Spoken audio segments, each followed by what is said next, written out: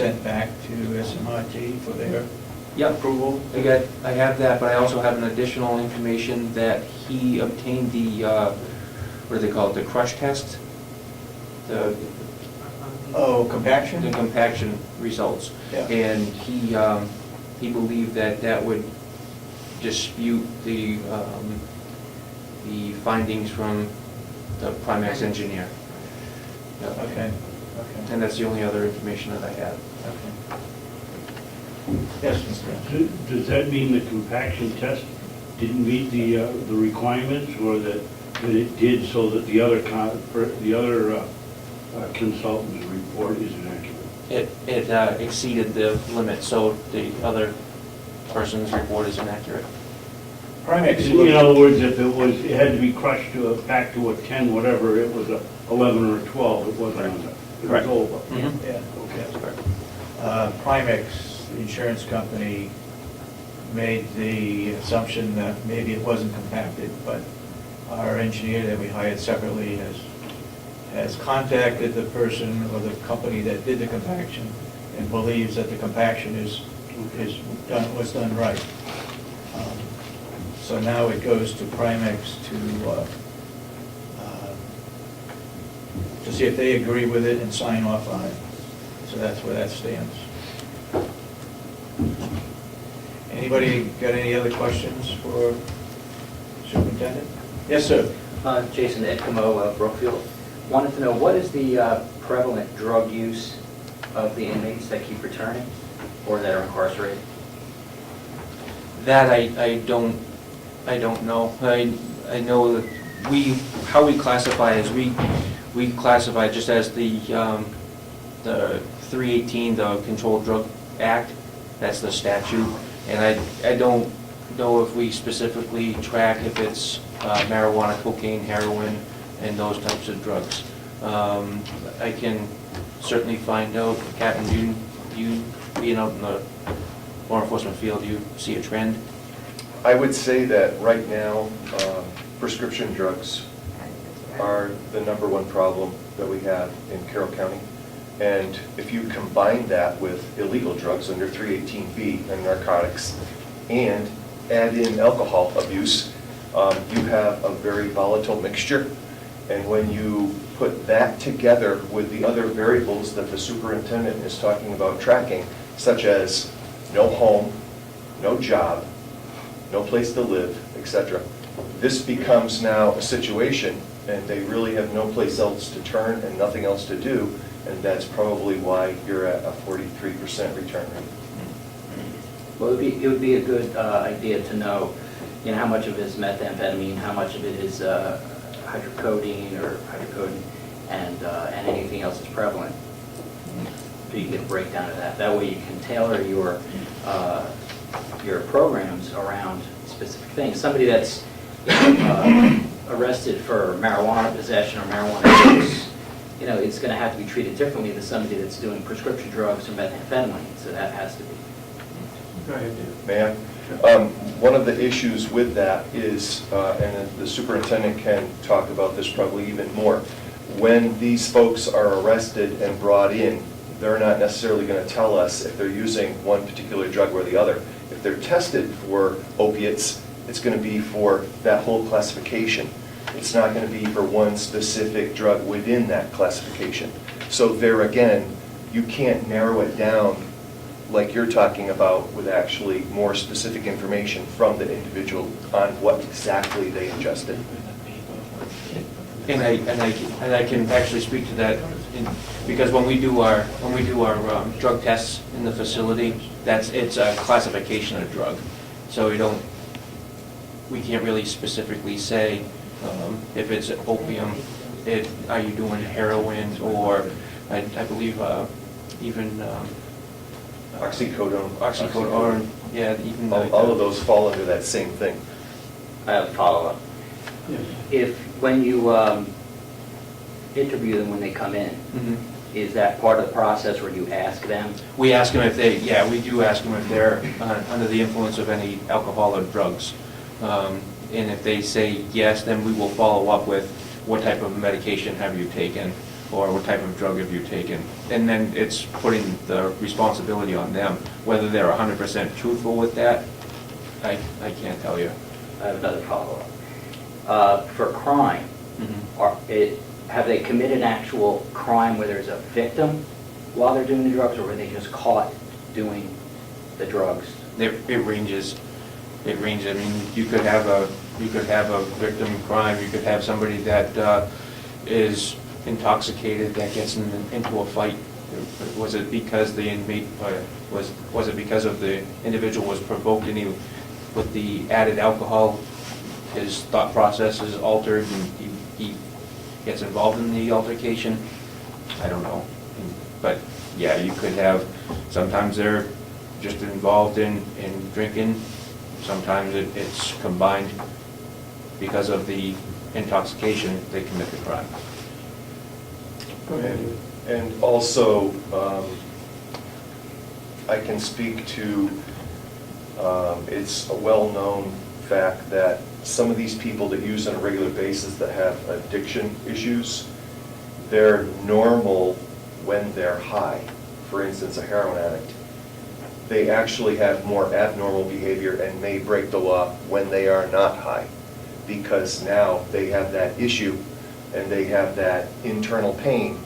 So they're going to go do things when they're actually not under the influence of the actual drug, but they're under the influence of the need for the drug. Another follow-up. When you take someone in and they're processed, do you separate, once you've interviewed them to at least assume which drug they're hooked on or using, do you separate the population, or do you put a methamphetamine user with a marijuana user or a pharmaceutical drug user, or do you separate them? No, the only way we separate is based on classification. And classification is based off of a number of things, and the types of drugs that they're on isn't one of them. So yeah, I would have, if you have somebody that comes in on methamphetamine or marijuana, and they're both classified out as a medium custody inmate, they go into the general pop. If they classify out of minimum, then they go into minimum. If they classify out as max, they go into max. And most of our classification is geared on a lot of it's behavior-based classification, but there's also a lot of objective criteria. You know, their bail, their charge, their previous behavior while they're in the institution. There's a whole number of things that will classify the inmate out.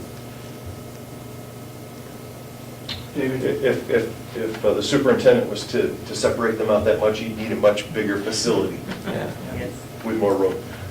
And kind of going along the lines, it's all public information because it was on the news. Did you see News 13 last Friday morning, I believe, what the inmates are doing over in Cumberland County in regards to getting Soma, which is a prescription medication? They're mailing it in and they're putting it on the sticky portion of the envelope. They're putting the medication in, and that's how they're mailing the drug into the institution. Yeah. So the sheriff over there had to do a substantial facility search. They put it out on the TV. This is what's going on. So it's another way for inmates to learn how to get that stuff into the institution. They can only use all of these great ideas for something more productive. In reading, I believe it was yesterday's paper, it said in there that the delegation meeting on Monday was canceled, and the next meeting, I believe, was scheduled for the 21st. Is that correct, Representative Babson? When do you think the next meeting of the delegation is? I had the 14th, but apparently 14th may be out, and it's now the 21st?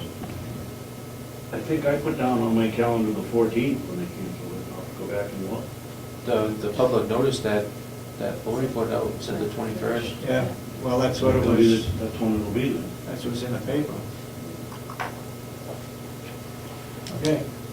We'll let you know. Okay. Very good, thank you. Thank you.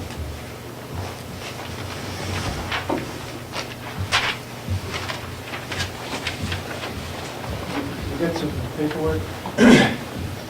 Yes, sir. Good morning, Commissioners. I only have paperwork to follow up what was signed last week. The actual contract came, and if I may, I just need the chairman's signature on these. I marked where signatures are.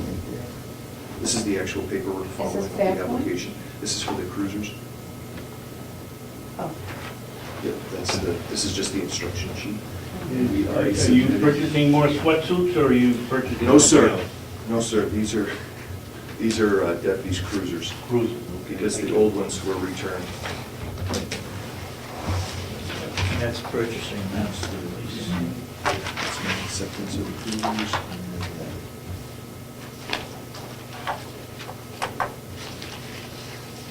And Kathy Gary sent the information they requested. I believe.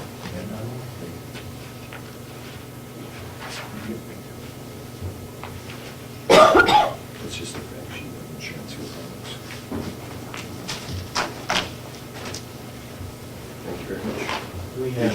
We have insurance, and how are we gonna handle the vehicle, Excuse me? the truck?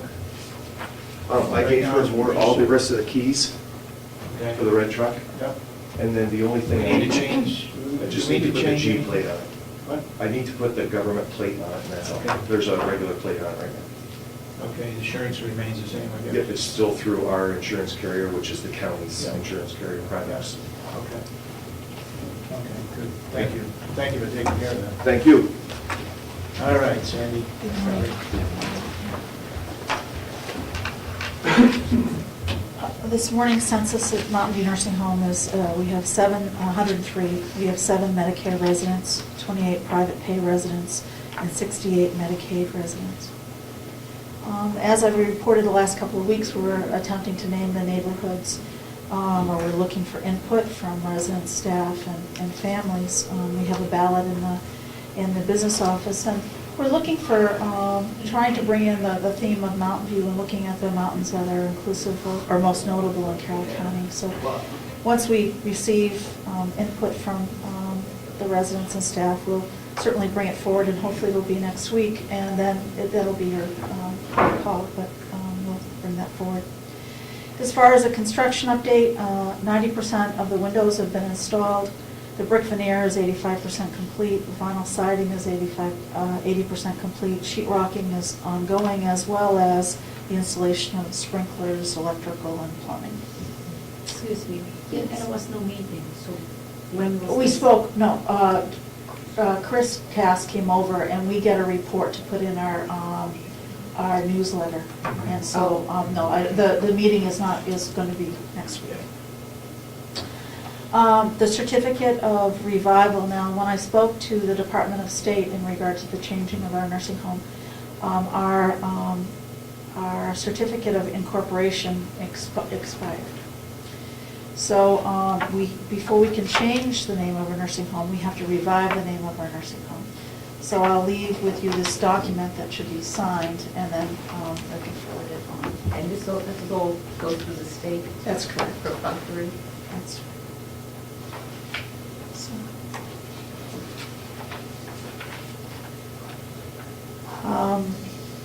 So that's where we are with that.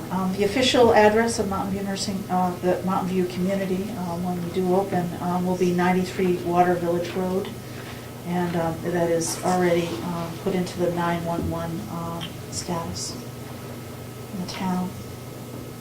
I have attached what I received this morning having to do with the window treatments quote. We had on the budget $180,000, and the total sum is $144,600. We're still waiting for the Journ's quote, so I'm not sure.